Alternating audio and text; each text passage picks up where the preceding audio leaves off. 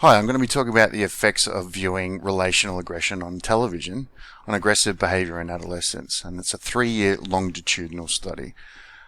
This research was conducted by Sarah Coyne from Brigham Young University, and Sarah's got over 100 publications on media, aggression, gender, and child development, so it's no mistake she's working in human development at the School of Family Life at Brigham Young University.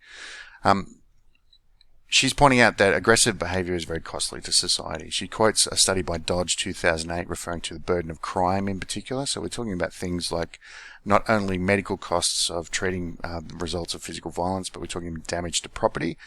And Dodge also refers to the moral costs of modelling this sort of behaviour to a younger generation, which is where Sarah really picks up and starts talking about something called relational aggression, or what are the precedent factors to the physical aggression. She says that a lot of the research focuses on physical aggression, the more overt stuff, but she's looking at something that's covert and as a precedent. This is relational aggression, which she defines as behavior that is intended to harm or manipulate relationships or the social standing of an individual. So it's much more about that interaction, particularly amongst the genders. This overlaps with concepts like indirect aggression, social aggression, and covert bullying, amongst other things. And she's pointed that out herself in a research that she's conducted previously with Archer in 2005, that these things are very similar in terms of the concept. The aim of this study in particular is to establish whether or not there's an association between exposure to this subtler sort of relational aggression on TV and then relational aggression in real life, exhibited by adolescents over a longer period of time. So Coyne seeks to compare viewing of relational aggression with incidences of physical aggression as well, because she wants to make that distinction between the genders. In particular, Coyne contests that females are portrayed in the media as being more relationally aggressive just by their nature and in terms of their viewing habits as well, and that adolescents consume this material quite regularly. The hypothesis then is that exposure to relational aggression in adolescents will lead to an increase in exhibited relational aggression in females and then physical aggression in males, because there's that gender distinction between how they act that out. She's then looking at adolescent participants. She gets 467 participants of a mean age of 14 and their parents to get some corroborating information from the Pacific Northwest of the US, and 51% of this population is female, which is a good even split really. They're sampled from district census information in a particular district, and they've chosen directly because they reflect the schools in that area. These families are then measured in 3 annual waves, where 465, so 2 down, participating the next year, and then in the third year they're 10 down at 457. The students, or the people from these schools, are then asked to say what their 3 favorite TV programs are, and then they give a rating of how often are you actually watching this show. So 1, not frequently, up to 5, extremely frequently. After they've done that, the 752 independent raters of a mean age of 23.67 then all sat down and watched this show. So 23, 24-year-olds on average are watching this show and then saying whether or not there's 1, a lot of relational aggression in the show, or 5, not extremely relationally aggressive. So 1, not really there, up to 5, it's always there. Participants rated their own relational aggression then. So these adolescents relayed exactly how relationally aggressive they are in real life using items on a peer and romantic relations inventory self-report.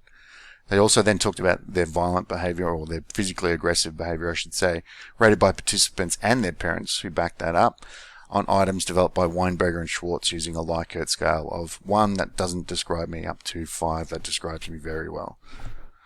The results showed that both boys and girls were viewing a moderate level of aggression on TV, with girls viewing a significantly larger amount of the relational aggression, and boys the physical aggression, the action stuff, as was set up in the introduction to the paper.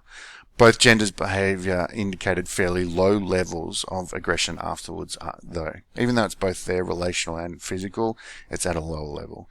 There's an association between viewing relational aggression on TV, though, and the exhibition of relational aggression in the future. So the conclusions that they've drawn from this particular research is that females watched relational aggression more longitudinally, so over a longer period of time. It becomes a normal viewing habit for females in particular. Now this is where they start talking about gratification theory, which states that we seek out more of the things that provide us satisfaction or reinforce our own perceptions. Research did not suggest that exposure to aggression resulted in it being sought out even more, and the conclusion was that this gratification theory is then false.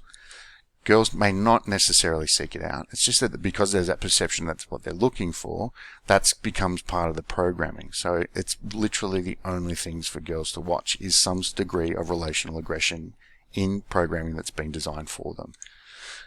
The conclusion was also that this study found a bi-directional relationship between viewing physical aggression and being physically aggressive in real life. So physical aggression promotes physical aggression in real life, and vice versa, that people who are physically aggressive are seeking this out.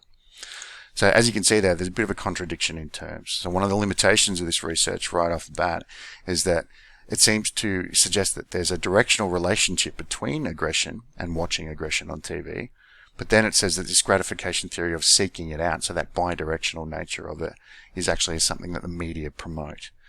Participants were also recognized as being well educated and moderately wealthy. So from an upper class of schooling in particular, and not ethnically diverse, which may contribute to both relational and physical aggression being demonstrated afterwards, that sort of low level that they were actually exhibiting.